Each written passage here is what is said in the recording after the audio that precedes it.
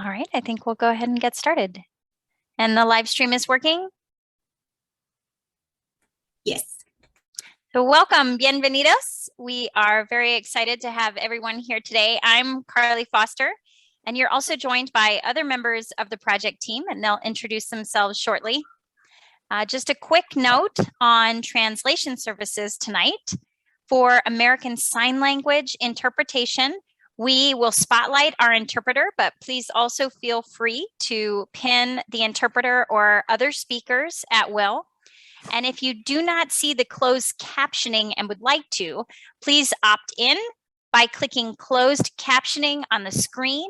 And Megan is going to drop in the chat instructions for folks to reach the Spanish translation. So as everyone gets settled in, please take a moment to update your name by hovering over your name in the participant window. Click More, Rename, and provide your name if desired. Your city, which is Bayonne, so maybe your neighborhood, so we know where you're from. And if you're watching over live stream and want to engage directly in the meeting, you can go to the website that I have linked below. It is tinyurl.com/NENJ-bay-MTG. So let us know in the chat, how did you hear about the meeting tonight? And we'll be sharing this link multiple times for you to join the meeting over directly if you are over live stream. So just a couple quick community meeting guidelines and housekeeping items to take care of. To ensure that we limit background noise, we ask that you remain on mute when not speaking. And if you've joined us by dialing in, you can mute and unmute yourself by pressing *6.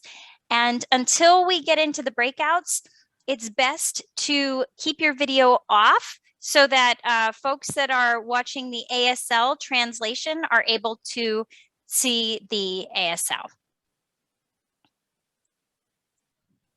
So how is the meeting going to work today? It is going to happen in two parts. First, we have a short upfront presentation that should take about 30 minutes. And then we will have breakout rooms and we'll deep dive into some specific possible solutions that are being explored for the plan. And then throughout the upfront presentation, please feel free to drop questions in the chat. The team will make an effort to respond to the questions either in the chat directly or at the end of the presentation before we get into the breakouts. And if there's any questions that we're not able to get into before the breakouts or during the meeting, we'll make sure that we follow up. And so it's good to get your email addresses if you want to share those with us. The meeting is being recorded and live streamed to Facebook. We will post recordings to YouTube and our website in both Spanish and English. The live stream is taking place in English. And then we'll also share later how you can continue to share feedback with us outside of these meetings. So the upfront presentation is going to share with you sort of where we're at, how we've integrated feedback in the Resilient Northeastern New Jersey project to date. We'll share some information about flood risk based on the models, although our next meeting, community meeting number 5, that is covering the entire region, is happening later in the spring. That will dive into actually the quantitative flood risk, so kind of in dollars and cents, what are we looking at? And the different types of solutions that we'll be covering. And we have the breakouts broken out by geography. So we're going to dive into different solutions based on sort of where you're interested in or where you live. Breakout number 1 is Bergen Point, Constable Hook, and MAPI will show images and maps so that if you're not sure, then you'll be able to figure that out. And we'll do that a little bit later. And Central and West. So in each of these breakouts, we'll talk about different solution options. And we'd really love to hear from you. You know, what are your concerns about anything that we're sharing? What are the things that you really want to see move forward? And ask us any questions. So I'll turn it over to Sue, planner for Bayonne, to give us a brief project overview.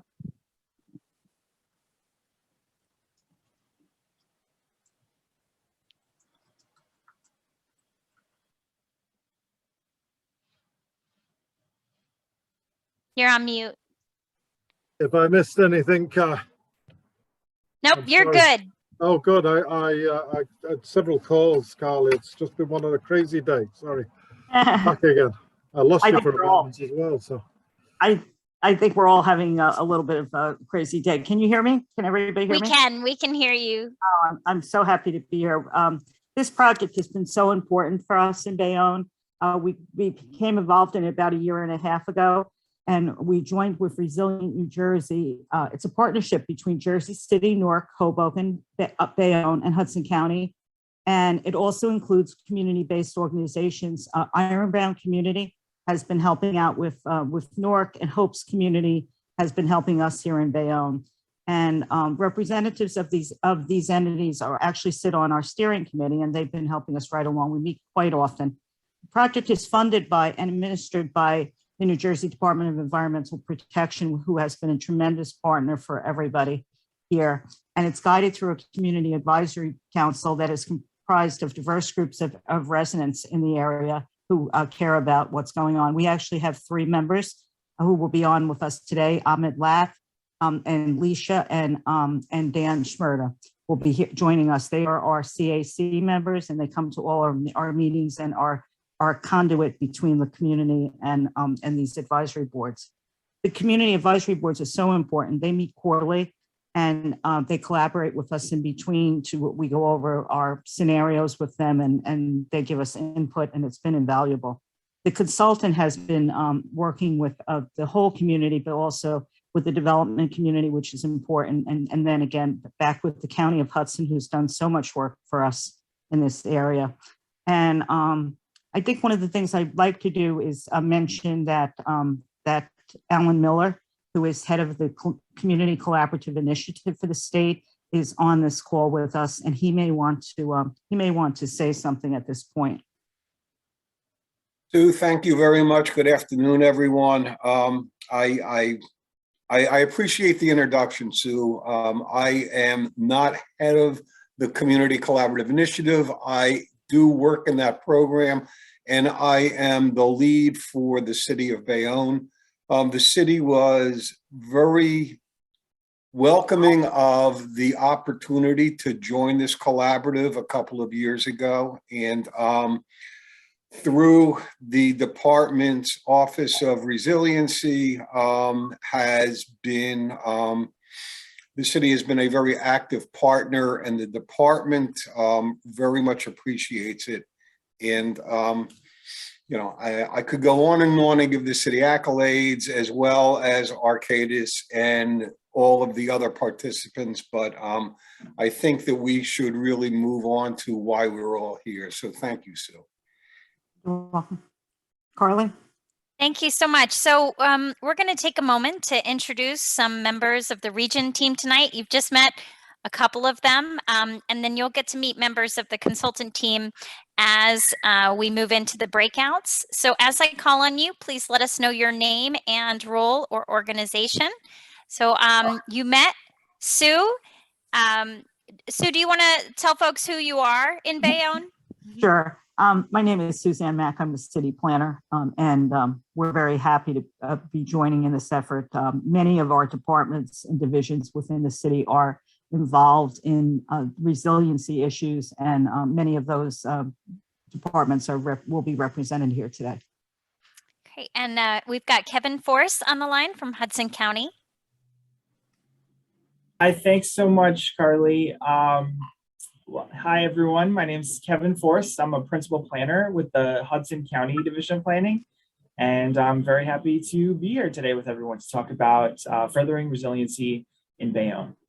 Great. And you all met Alan Miller with NJDEP's Community Collaborative Initiative. And so I'll go to Ahmed Lack, who's one of our Community Advisory Council members. Yes. Hi, everyone. Name's Ahmed, and pretty much I just try to do my best to spread the word about resiliency to the community and those that experience flooding. Great. Thank you, Ahmed. And John Armstrong.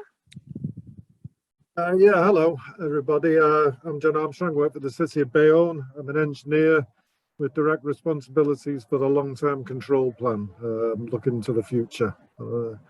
So I'm just a poor engineer. That's all. Trying to make And I see we've got Joe Ryan on the line.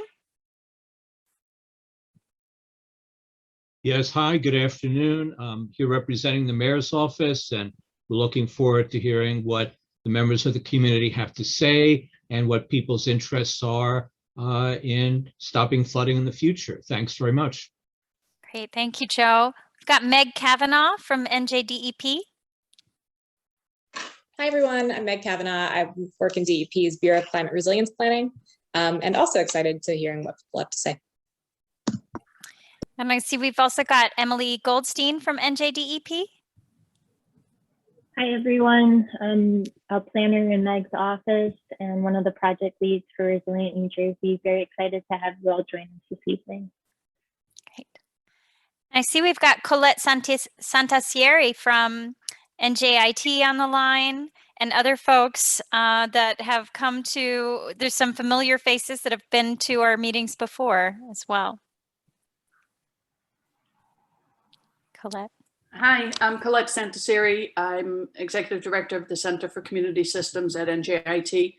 And I'm joining this meeting because we provide free technical assistance to New Jersey communities regarding brownfields redevelopment, but also regarding funding for resilience projects. So thanks for inviting me. Happy to be here.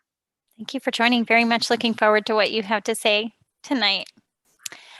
So this project kicked off. Oh, and did I miss anyone? Is there any members of the Community Advisory Council or steering committee that I missed? I think I got everyone. Carly, Tom Cotter is trying to get in. If you could resend him the link. Okay, great. Yeah, Megan, if you could do that. Yep, I just did. Thanks. Wonderful. So the project kicked off last spring. We've developed and published for comment a report about the context within which we're working. It's called the About Our Region report. It's still open for comment, and Megan will drop the link to that in the chat. And in October, we published our draft vision and priorities report also for comment. That was based on feedback that we received through the spring, summer, and early fall of last year. And we're aiming to have the action plan for Resilient Northeastern New Jersey in late spring. A unique piece of this program is also this little arrow at the bottom. We call that phase 2 or implementation.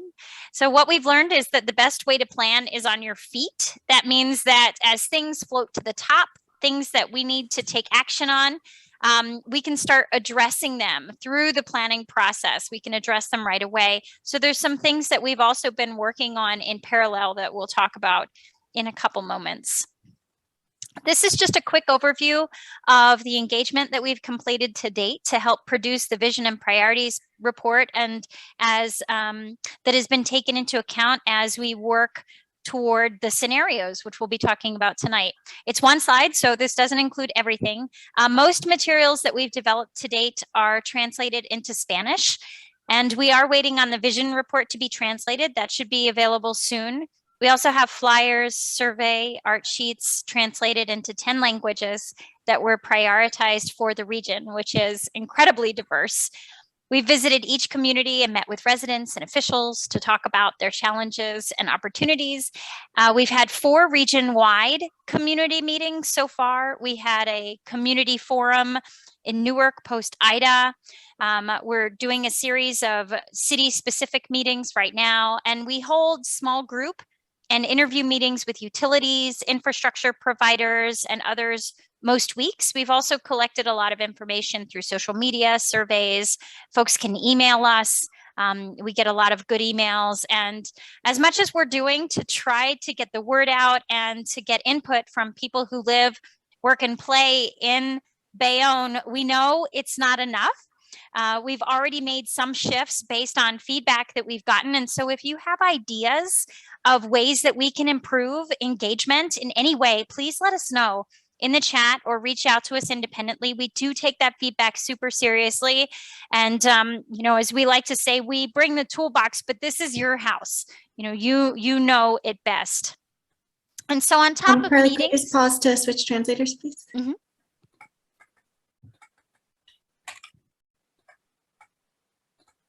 Okay, good. Thank you. On top of meetings, there are many different ways that you can stay engaged in the project on a timeline that works for you. You can always contact our team by email, as I mentioned before. We also have a hotline and social media, and then the website.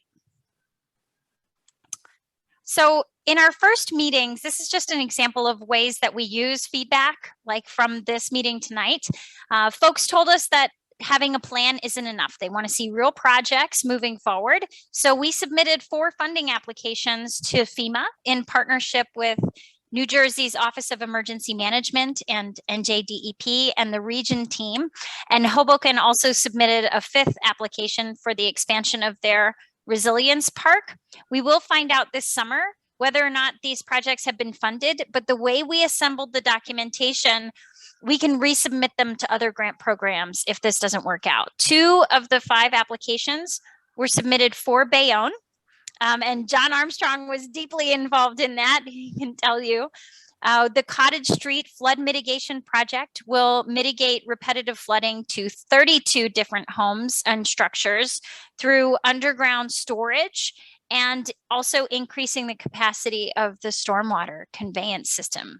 And the 63rd Street Pump Station Project, this is a second project here. It's a power resilience project that will stop sewage from entering homes of folks in the community, as it sometimes happens when the pump station fails. There are 59 properties that directly benefit from that project, and at least 177 people will hopefully never have to deal with the stress of having that sewage back up ever again.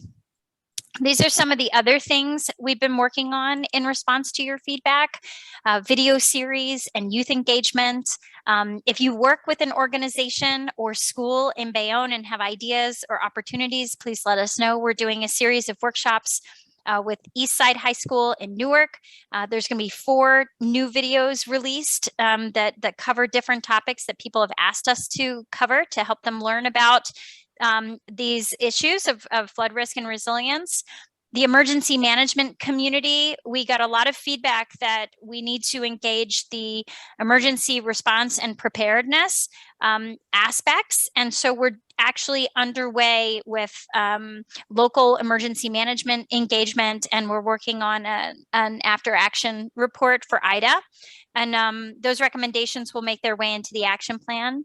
We also heard that flooding is not the only hazard facing the region. You know, there are other hazards: air quality, heat, groundwater rise with sea level rise. And so the team is studying these hazards, and we will be integrating the other climate hazards into the action plan, and we'll be able to report back on those in the region-wide community meeting that will happen a little bit later this spring.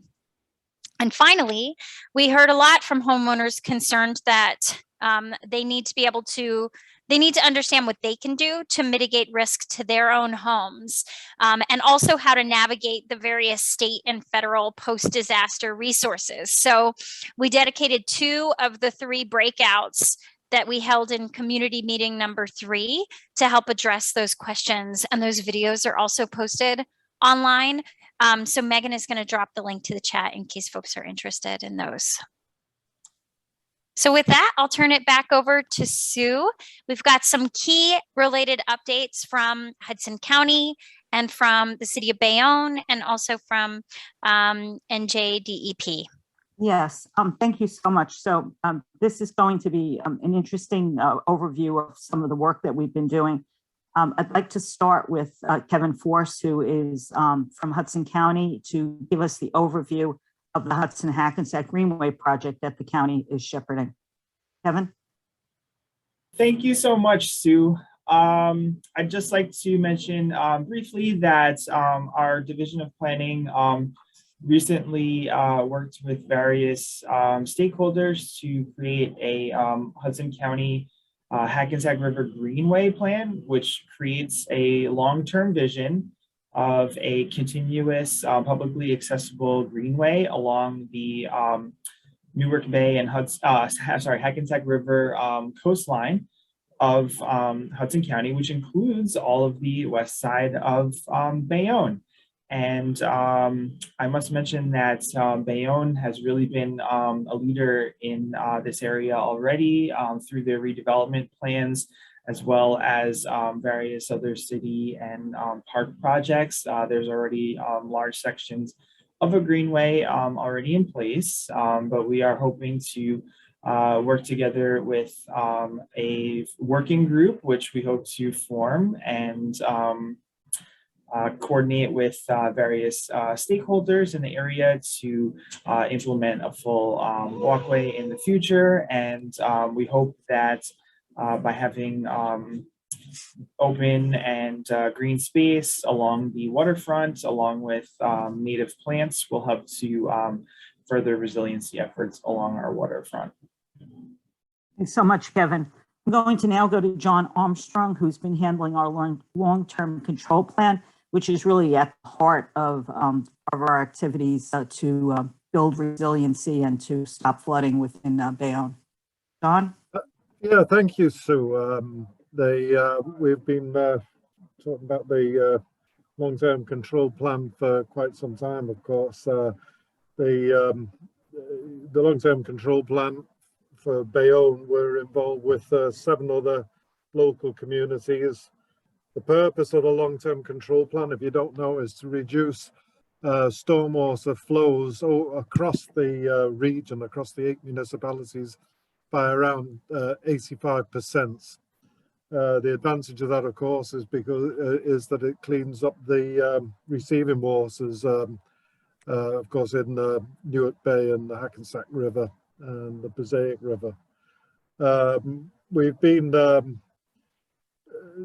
8 communities. The 2 options that we've been confronted with the 8 communities is that we can look at the long-term control plan from an individual point of view. That's each town comes up with their own ways on how to reduce stormwater outflows, combined flows into receiving waters by 85%.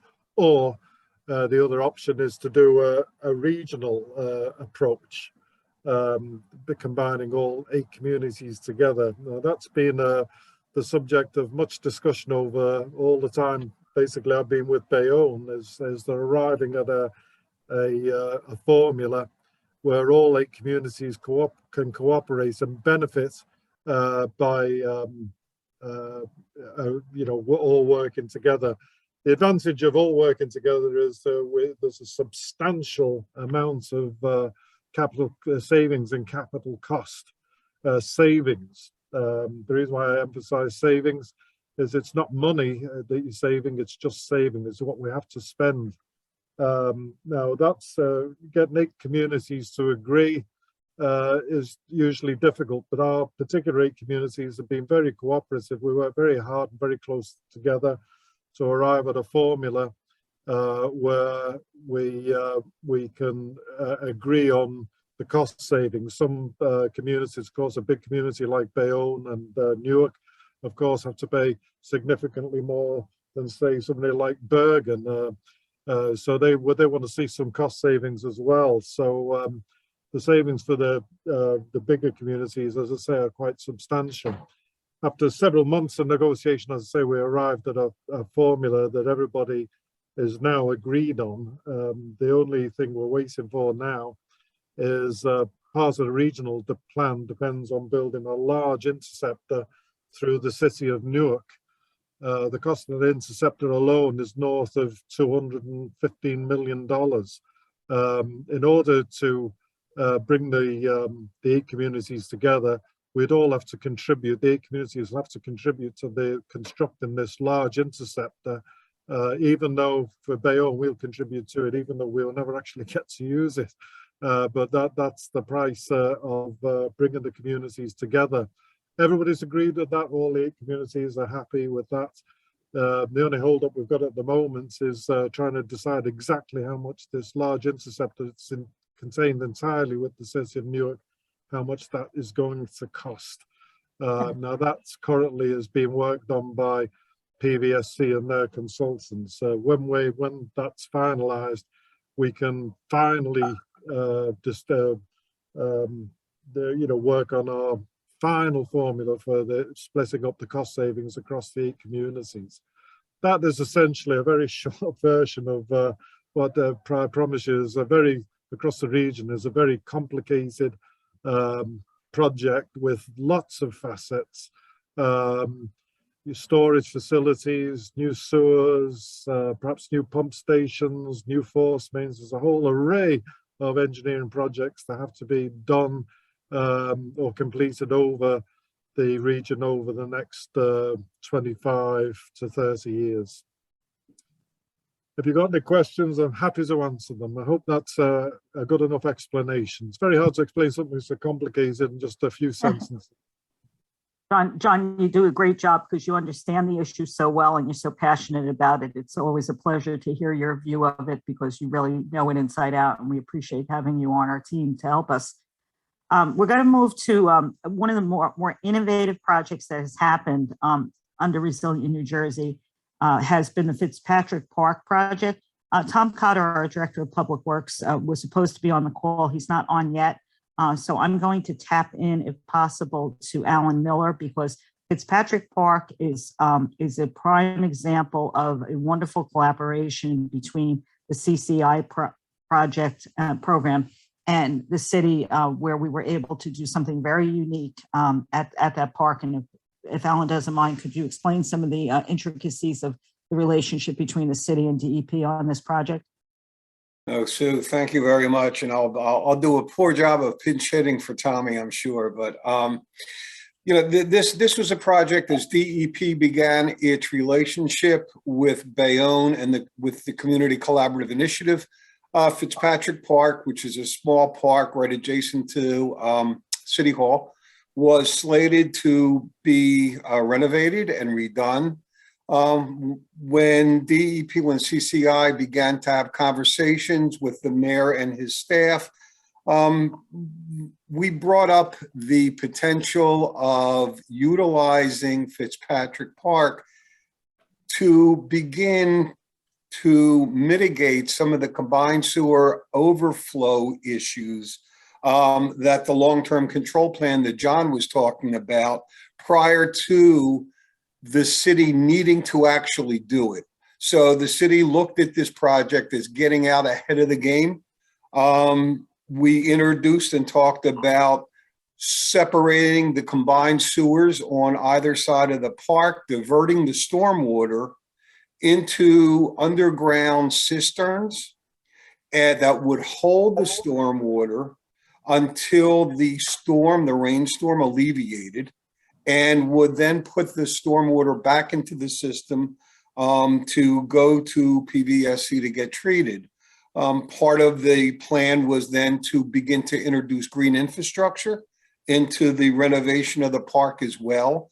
And DEP has a program through the iBank, which is the infrastructure bank, which is part of the Clean Water Act's funding process, that because Bayonne is a combined sewer outfall or overflow municipality, for water quality improvement projects, there is a 50% principal forgiveness for the cost of the project. So we were able to, through the collaboration of the municipality and DEP, we were able to save the city close to $1 million through a forgivable loan to introduce a resilient park into the center of the municipality. It was actually the commissioner was there, I believe, for the ribbon cutting. And not to steal any thunder from the county also, through their open space program, contributed significant amounts of money to creating this park as well. So it is actually one of the best management practices that DEP can point to with looking at resiliency, park space, open space, and stormwater management. And my apologies to Tommy because I didn't do anywhere near as good a job as he would have done, but thank you. Thank you, Alan. I'm sure he's going to be able to join us later for the rest of the program, and we'll thank you again when he comes back on. I just wanted to stay on the parks just for a moment because Alan mentions the partnership with the Hudson County. Hudson County has had a remarkable Hudson County Open Space Trust program for about 15 years now, and it's been the key underpinning of all of our park programs because they've been able to give us open space trust fund money, which we've been able to either leverage with match funds to DEP or municipal funds. And I just want to say that that the mayor and the city council have done a phenomenal job. I think we are all very well known for our effort to make Bayonne more livable by having these park projects come to fruition. And it's just been a tremendous job. So thank you again to Kevin and the county for being at the spearhead of that, and also to DEP for helping us with that. Can we just pause for a moment? We need to switch the translators. Sure. We're good to go. Thank you. Good. I'm going to finish out this slide on redevelopment plans. We are going to have a breakout session where we're going to do Bayonne Bay East and then Bayonne Bay West, which is more central and the central and western side of the city. I keep thinking of the fact that we are a peninsula and we're surrounded by water on all sides, basically 3 sides. So we have a lot of water issues to deal with, and that's been one of our strengths and opportunities. But as John discussed, it's also been one of our constraints because of possible floodings. But in the redevelopment plans, because we'll be talking more in the east side, we'll be talking later. But the east side naturally has Mockbee, the big one, which has Harbor Station North, Harbor Station South, and also the Maritime District, Bayonne Bay East, Bayonne Bay West. And those plans have continued to grow and be refined over the past few years. And as they do, in each project, we put in sustainability and also anti-flooding measures by raising the bulkheads and making sure that these projects will not be subject to flooding. But some of the projects also on the east side, we also have in the past few years, very exciting. This next planning board meeting, we'll be hearing the Exxon IMTT redevelopment plan, which is 140 acres. Can you imagine 140 acres of property that will be repurposed for, cleaned up, by the way, Alan can attest to that. It'll be cleaned up and also repurposed for warehousing and good jobs in the region. So that's an exciting project. And there's also a few others along that Old Hook Road with the Alessi family has 2 projects on Hook Road that will be coming into fruition also and have already been approved. On the west side, which is, I guess, really going to be the focus, Kevin's going to shepherd that discussion. On the west side, we've had the A&P repurposed, we've had Nasarima repurposed, and just recently at the last planning board meeting, we had 1888 Studios, which is the Texaco property at the foot of the western portion of Bayonne, that'll be turned into a 1 million square foot movie studio.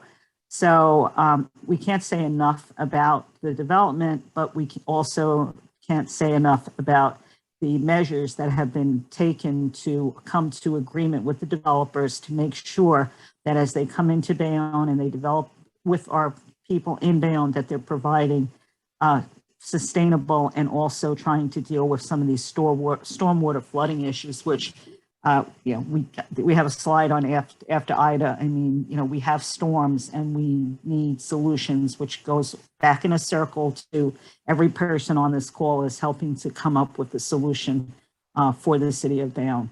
And I think that concludes my section for now. Thank you so much, Sue. And so folks, in the interest of time, I'm going to actually move us directly to the breakouts.